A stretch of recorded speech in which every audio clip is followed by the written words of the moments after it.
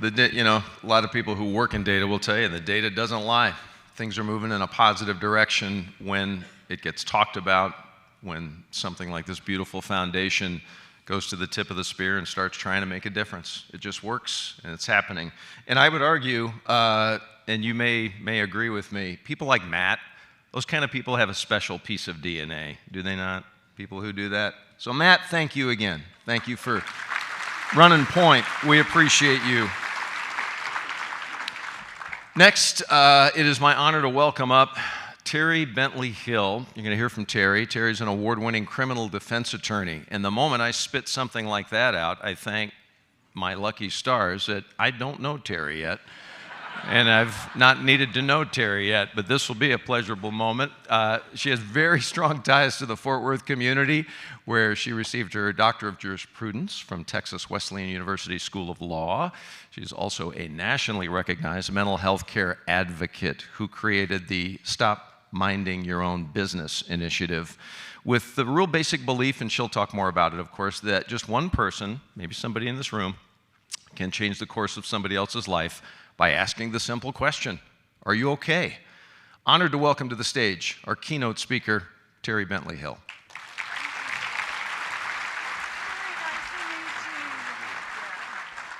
Hey, everybody. How are you? Okay, you have to humor me before I get started. I grew up in the 70s, and I will never miss a disco ball. So if you will, look right up there. Can you see that disco ball? That has made my day. I'm so glad to be here, Tom and Ellen. I was here on the first day that you started this foundation. And I can't tell you what an amazing thing has happened here because we brought the conversation to light. And I also want to recognize, before I get started, my husband, Tom Crumpets, who is an original board member. Sweetheart, I love you. You are my everything. All right. I know there are people here who are struggling, who have had a terrible loss. And my heart is with you. And I acknowledge that because I want you to know you're not alone. There are 1,000 people in this room who are with you. You are never alone. And I want you to know that you're going to be okay. And I can say that with authority because I am a survivor of suicide. I'm a survivor with a capital S. That means I'm one of the ones who have been left behind. 30 years ago, I lost my former husband to suicide, actually 28 years ago. And then 9 years after his death, I lost my youngest daughter, Hallie. And that is Hallie Hill. She was 14 years old when she took her life. And one of the fears a parent has when they lose a child is that people will go on with their life and people will forget your daughter or your child. So I want you to know that it's always okay to say the name, and that is Hallie.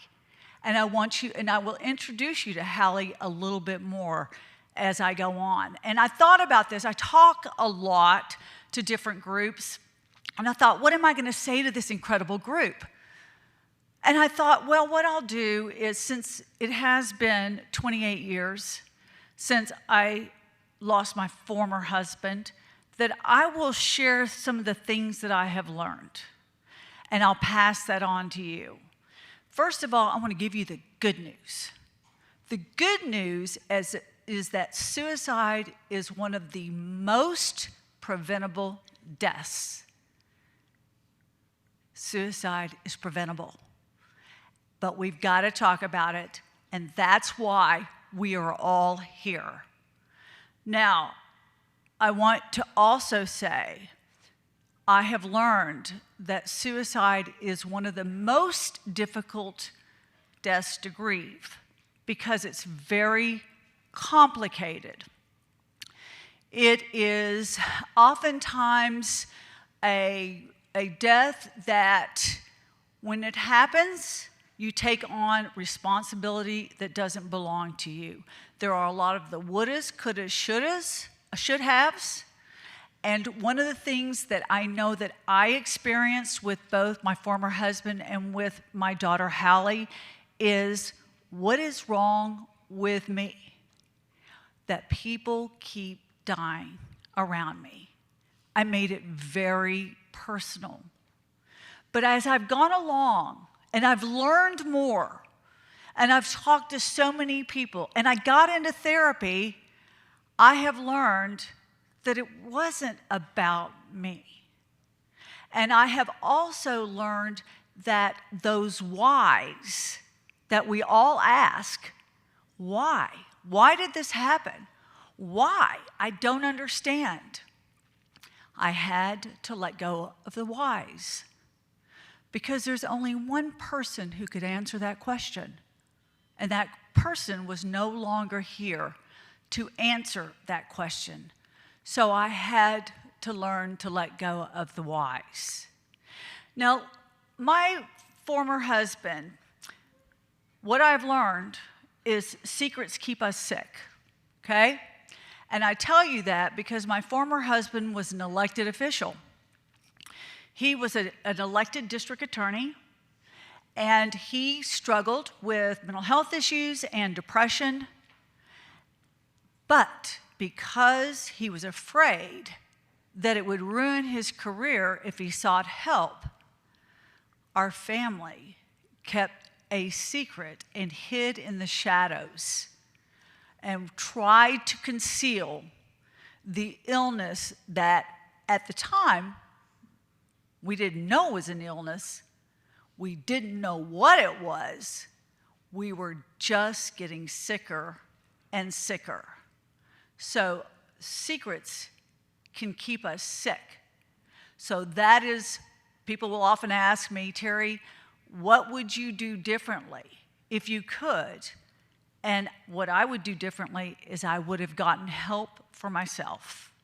That's what I would have done. I didn't share any of this with my family or my friends because I really worried that I might hurt his career. He didn't want to get help, but he paid the ultimate price for not getting help. So that secret is what kept us sick. Grief is hard work, you guys. It takes a lot of energy. I had 2 weeks of law school when Hallie died. And I remember thinking, I don't think I could do this. I don't have the ability, I don't have the stamina to go through law school. And I remember by the time I'd had a therapist for a while, because one of the things that grief did for me is it made me feel crazy, literally crazy. And I would go to my therapist and she would say, Terry, you're not. That's exactly the way you're supposed to feel. So after Hallie died, and the law school, I withdrew for that year, and the law school called me back and said, are you going to take your place? If you don't, we're going to have to fill it. And I went to my therapist. And I said, I don't know if I can do this. I don't think I can concentrate. I don't think I have the energy to do this kind of work in law school. And my therapist said, Terry, it's not my job to tell my clients what to do, but I'm going to tell you right now, you're going to go to law school. And you're going to take it one semester at a time. And then you're going to take it the next semester, and then the next. And she said, and I'm going to tell you something, after 3 years, when you walk across that stage, you will know, and grab that diploma, you'll know there's nothing you can't do. You guys, I was 46 years old when I went to law school. I didn't graduate until I was 50, and she's right. There is nothing, I don't think, that I can do. And I can tell you, I had 3 girls sitting in that auditorium, my daughters, my 3 surviving daughters were in that auditorium, and they were the loudest cheerers in the audience. There's nothing you cannot accomplish one day at a time. There is a language of depression that I learned that people speak. And I didn't speak that language of depression. I didn't know what the message was, but people will speak a language of depression, and it can be verbally or nonverbal. I know because Hallie shared some things, but because I did not speak that language, I missed it. I'm not being mean to myself. I just didn't know. Hallie, depression causes cognitive distortion right here, thinking errors. Oftentimes we have black and white thinking, or we have catastrophic thinking. But Hallie, at the age of 13, started telling me, "Mom, I don't have any friends. Nobody wants to sit with me at the cafeteria. Nobody wants to be around me." And I looked at her like, no, that's not the case. I know all the people who come over and spend the night. She's a straight A student. Her insides didn't match her outsides. And so just to make sure that I was right, I volunteered at the cafeteria at middle school so I could see if she was sitting in that cafeteria all by herself. Well, of course she wasn't. She had 20 people around her. They were all laughing, smiling. But you know what? I went home and I thought, yeah, I was right. But you know what? What I thought was irrelevant. It's what she thought. And she had been listening to very melancholy music. She had been sleeping a lot. She cried before she went to school. She was exhibiting the signs of depression. But I didn't speak that language. So I've had to learn to speak the language. And when you do learn, one of the things, let me back up a minute.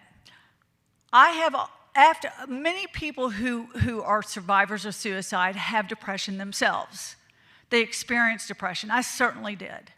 I had to go to counseling. For me, I had to take medication because my brain couldn't make the chemicals I needed. And I had to have peer support. And that's what you all are, of course. This is the peer support. But what I had to learn to do is I had to do certain things to take care of myself. And one of those things is that I had to be open, honest, and transparent. And I had to tell my story. There were times at night when we talk about the darkness, the hardest times for me were at night after Hallie died. But you know, I had friends who told me, "Terry, I'm praying for you. When I wake up at night, I will be praying for you, and I'll be praying for you while you're asleep." And as I laid in that bed, and I saw this light up, and it said, "I'm praying for you," I began to believe. I began to believe that those prayers were being lifted up on my behalf. And it empowered me because I believe God holds those prayers in a golden bowl by his feet. And they are a sweet incense to him.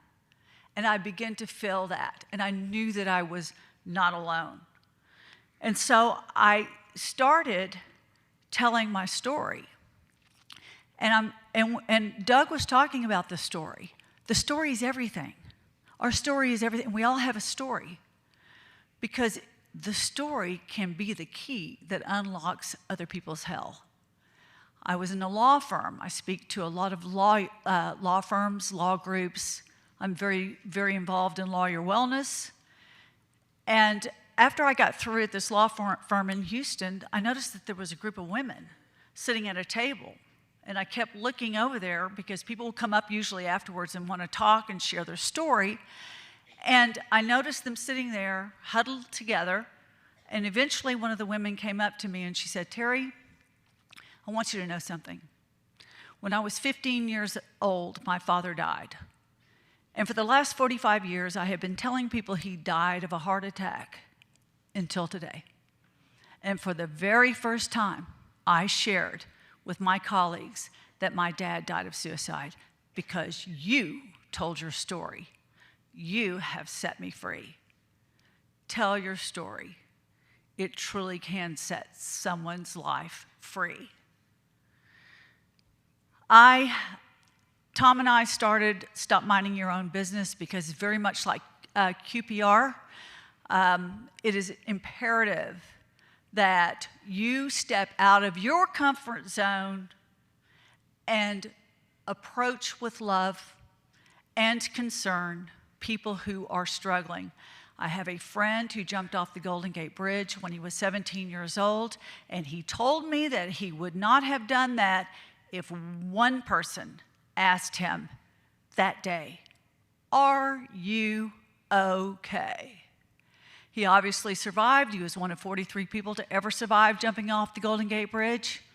And when he got through telling me that, I thought, oh my gosh, we've got to stop minding our own business.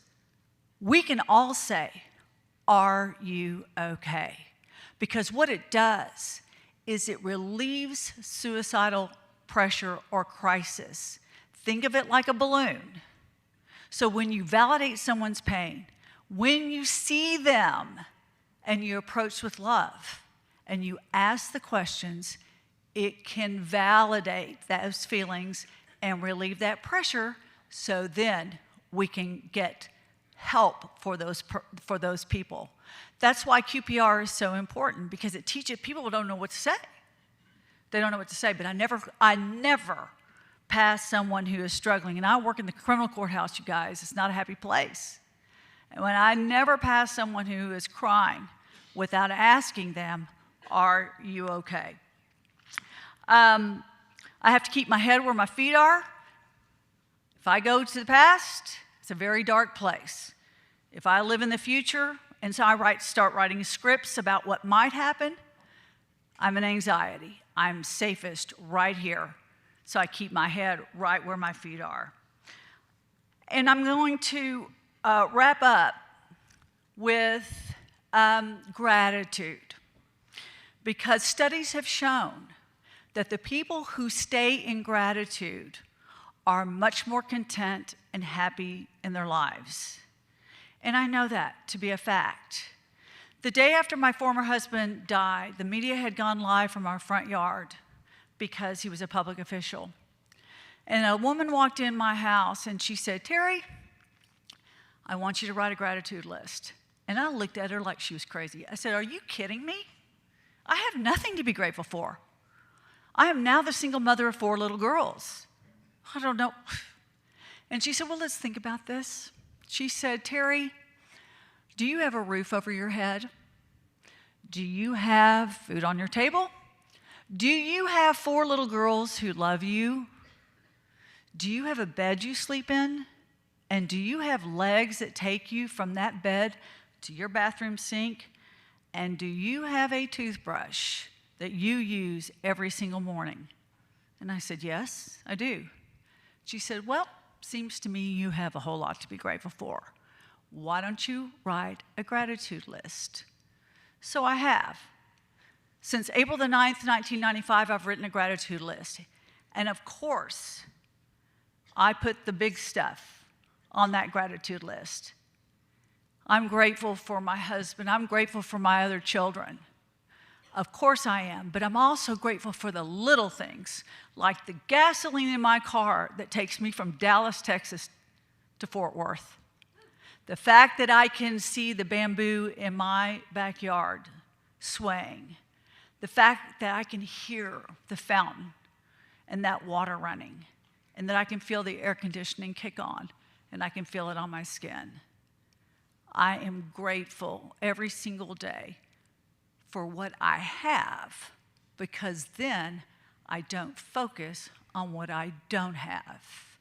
And I can tell you this, that we are powerless over people, places, and things, but our perspective is a choice. And I choose to be grateful for what I have. I want to leave you with this. Ernest Hemingway said, "Life breaks everybody, but afterwards, some are stronger in the broken places." And I know there are some very strong people in this room. You are not alone. We are all together.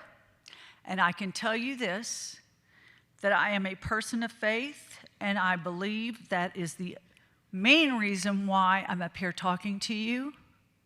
And I could finally take a deep breath when I realized that no matter if I live 30 years on this earth without Hallie, it will be a blink of an eye compared to eternity with Hallie. I wish you today the peace that passes all understanding. Thank you very much. Ellen and Tom, thank you for having me. I appreciate you.